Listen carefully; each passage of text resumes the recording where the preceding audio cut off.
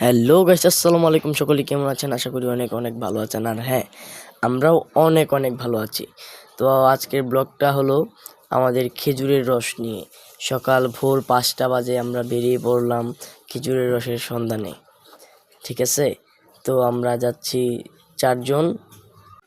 আর guys, এরকম টাইমে রাস্তার মধ্যে কেউ নেই গাইস। দেখেন, পুরো রাস্তাটাই মানে ব্যাকওয়ার্ড প্লেস, অন্ধকার, যেমন ভূতের বাড়ি।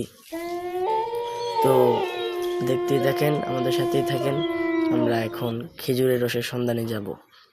হ্যাঁ, এই জায়গাটা হলো 01 ফাঁক কোনাবাড়ি আমবাগ। দেখেন, এই শীতের মধ্যে ওটুর সামনের গ্লাসটা নেই, এত ঠান্ডা গাইস, যে ঠান্ডা, সেই শীত, আহা কি ঠান্ডা গো, চমলক্ষ, সেই স্বাদ। এই খেজুরের রসের জন্য আমরা সেই অনেক দূর থেকে কত জায়গায় যাইতেছি, কিন্তু পাইতাছি না। ও বাবা, সেই ঠান্ডা, আহা উমা, উনি কে? আঙ্কেল তাড়াতাড়ি বাসায় যান, নাইলে কিন্তু কুত্তা কামড় দিব। বাবা কি ঝিলমিল ঝিলমিল করে, বাহ কি সুন্দর। এদিকে দিকে আরেক বিয়া বাড়ি, আমার ভাই হৃদয় ভাই কইতাছিল বিয়া বাড়িতে ঢুকে পড়তে।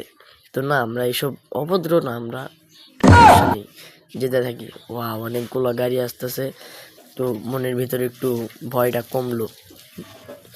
আরো সামনে যাই, দেখি কি হয়।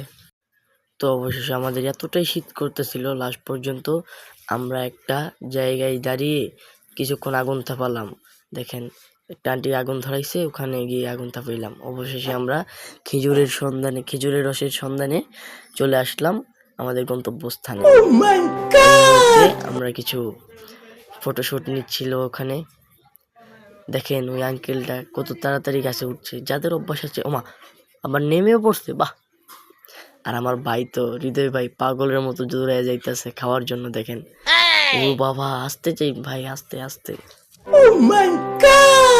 মা, আরেকজন আঙ্কেল ওই যে গাছে উঠতেছে, বাহ। এই আঙ্কেলের শরীরে জোর নেই, মনে সকালে নাস্তা করে নেই। এই আঙ্কেলের হাড়িতে অল্প, আর আমার ভাই দেখেন কেমনে চাই রয়েছে, আরে কি কষ্ট।